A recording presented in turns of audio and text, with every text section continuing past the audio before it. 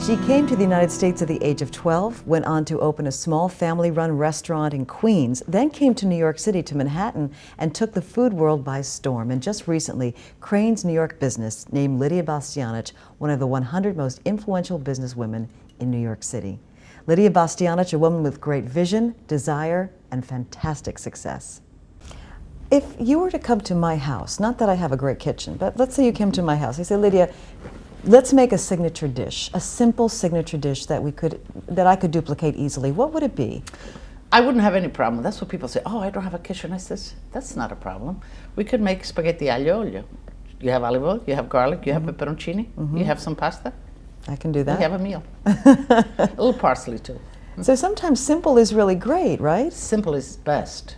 It is the hardest to achieve. So if you have a few ingredients, then it's all about the technique. You better get that right. The pasta cooked right, the sauce not being too oily, too greasy.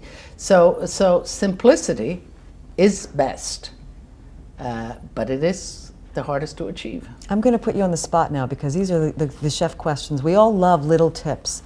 Sometimes I learn one little thing and it revolutionizes the way I cook. So we're making pasta. Do you put salt in the water? Yes or no? Yes. Okay. Yes, yes. Do you put oil in the water? No. Why? Well, so you need salt to balance. You know, pasta is all starch, basically, because dry pasta is made out of semolina flour and water, period. So you need to bring out the flavor of the pasta, so salted.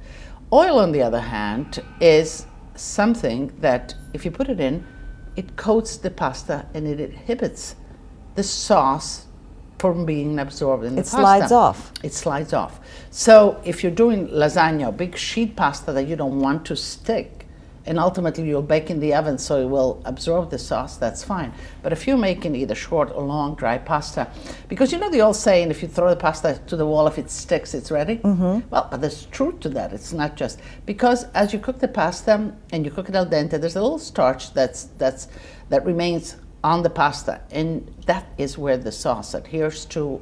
So you don't want to put olive oil in the pasta, and you don't want to rinse the pasta after you cook it. Okay, so those are very important, really basic questions for the pasta, which is part of our tradition. One extra little tip that I want to give you, because I repeatedly hear this from my viewers, that they really, this makes a difference in the way they cook pasta, and that is that when you're cooking pasta, you undercook. Now, we like it al dente as Italians, but even a little bit undercook it. You take it out and you finish cooking it in the sauce that you're making.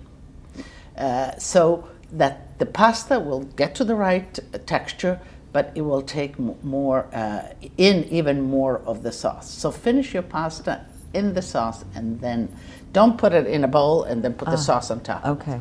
And is it better to use fresh or the boxed pasta, the dry pasta? Two different worlds. They're both wonderful. There's different textures, different flavors. As I said, dry pasta is made of semolina flour, which is high gluten flour, and water, and it's worked and it's kneaded and then it's stretched and then it's shaped and cut. Fresh pasta is made with basically soft or white wheat flour. You can mix any other kind of flour, eggs, oil, salt, and so it begins to be flavored.